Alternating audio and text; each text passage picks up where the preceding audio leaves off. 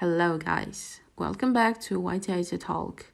As usual, I'm your host, Iroda Karimova, and today we're joined by Professor Anne-Charlotte, Senior Lecturer in Urdu, Specialist in International Development and Cooperation, and just amazing professor. So thank you very much for inviting me to this podcast. It's a pleasure to participate. Can you tell us about the university where you completed your master's degree?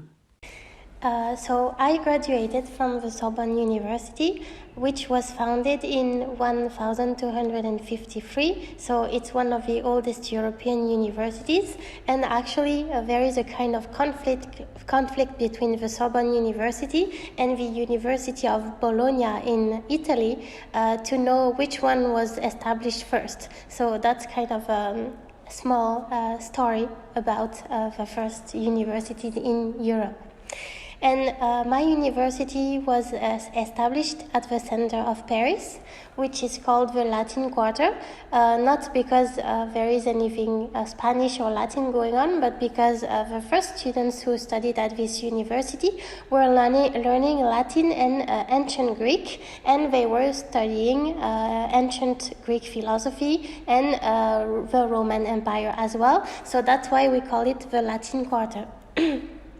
And one more thing that is interesting about this university is that before it used to be just one main building at the center of Paris, but at the end of the 20th century, the students who were going to this university, they started doing a lot of protests in the streets. So you might have heard of the 1965 student protest that kind of spread all over the world.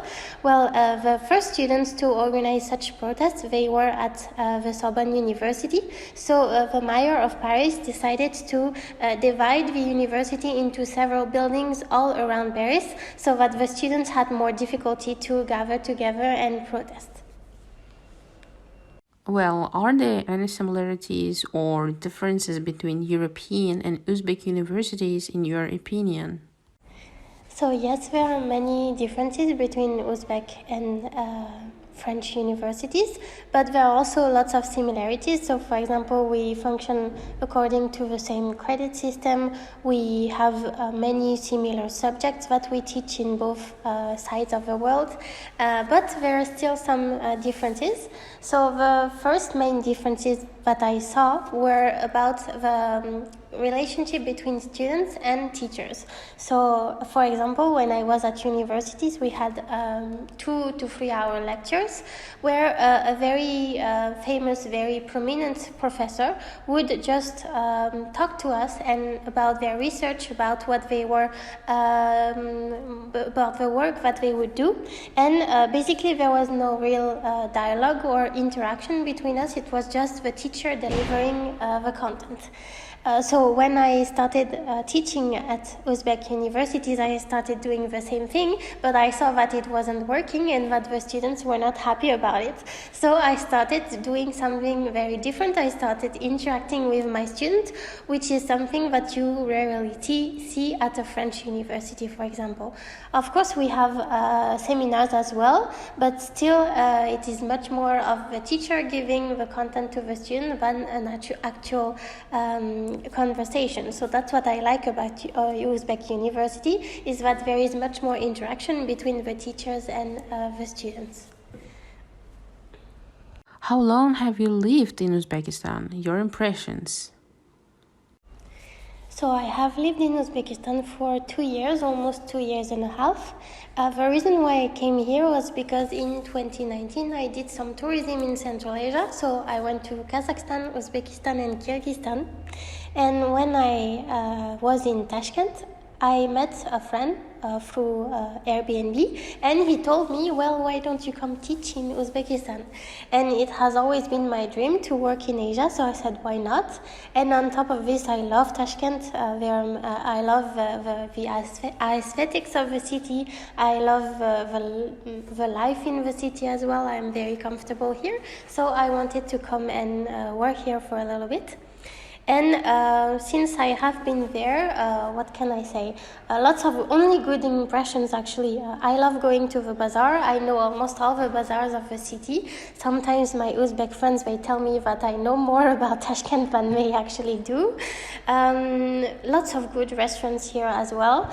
My favorite thing to do, and the first thing that I started doing when I started living in Tashkent, was going to see either a play or a ballet at the Alisher Navai National Theatre. It's an amazing building, and they have a very good dance crew, and they also have an amazing music music band. So this is one of the first things I recommend to the expats who are coming here, going to Alisher Navai Theatre. What can you say about the project Sulusiye de Uzbekistan? Before coming to Uzbekistan, I opened a blog on general topics. Basically, it was a way for me to post some articles in order to get noticed in the on the professional market, and to try to find a job by showing how I was writing. So I wrote a lot of articles about development, about how to get a job as a newly graduated student in France. But when I moved to Uzbekistan, obviously my life changed, so I needed to change my blog. So I created the blog Sous le ciel d'Uzbekistan, which can be somewhat translated into English as Into the Blue of Uzbekistan. So basically the title of the blog means what it is to live under the skies of Uzbekistan. And in here I'm trying to talk about my life in Tashkent, about travel in Uzbekistan, and about the specificities of Uzbekistan and Central Asia. Because I noticed that when I was traveling in Central Asia in 2019, there was very little information online about what to do, where to eat, and actually a lot of the articles were pretty negative. Basically, they were saying that food in Central Asia was always the same, and when I arrived here and I started visiting, I realized that it was actually not true. So I wanted to give another image of Uzbekistan and Central Asia, and that's why I started writing this blog. So my most recent article, for example, is about the impact of the Great Patriotic War in Uzbekistan and Central Asia, because when we talk about this war in Europe, we call it World War II, but we focus mainly on Europe and North America. But we have to realize as well that without the help of countries like Uzbekistan, like Azerbaijan, like Russia, we would probably not have won the war, and that's why we now call it World War II. So that's what my most recent article is about. Did you like Uzbek wine if you have tried? So actually, I'm from the French city of Bordeaux, which is one of the most famous cities for winemaking in the world. And actually, in France, even though many parts of France are making wine, we have a tendency to say that the best wine in France can be found in Bordeaux. And since I'm from this city, I also believe the same thing. And actually, I'm very particular in my taste for wine. So I like very dry and very heavy wines, which is the type of wine that we make in this region. But when I came to Uzbekistan, I started tasting the wine here, which was very different because the climate is different. So in Bordeaux, we have long, rainy winters and short, very dry, very hot summers. In Uzbekistan, we have short and quiet and snowy winters and very long summers, which means that the wine is going to be much sweeter. And at the beginning, I didn't like this, but then I started tasting cherry wines, pomegranate wine, and even grape wine, and my taste have started to change. So now I, of course, still love the wines from my hometown, but I also really like sweet wines of Uzbekistan because it's when you taste it, it's like you are tasting a part of the sun. So it's it's a drink that is giving you some happiness when you drink it as well. So actually, I have an article about the wines that I like in Uzbekistan on my blog, and I talk about each type of wine. So I know that here you use lots of grapes from Georgia, for example. So I love these types of wines that are made of grapes from Georgia. But Bagizagan also has some grapes that are originated from Uzbekistan. So recently, the one that I liked best was Bahor wine, which is a white wine, which is not too sweet, not too dry, but it is made in Uzbekistan with Uzbek grapes, and it is an amazing wine as well. Well, as a specialist in the field of cooperation, can you talk to us about the state of cooperation between France and Uzbekistan? So the relationship between France and Uzbekistan is actually quite long. I recently did some research about it, and when Amir Timur built his empire, he went as far as Turkey, but he stopped there. He didn't go further. European kings and queens at the time were very thankful for Amir Timur to have stopped his empire there. So some kings started to write letters to him, and this created a correspondence between Europe and Central Asia. And we have, for example, one letter from King Charles XI, I believe, which was the king of France at the time, and he sent a letter to Amir Timur, and Amir Timur also sent a letter to them. So the first cooperation between an actual French king and a ruler of Central Asia can be traced back to the 13th, 14th century.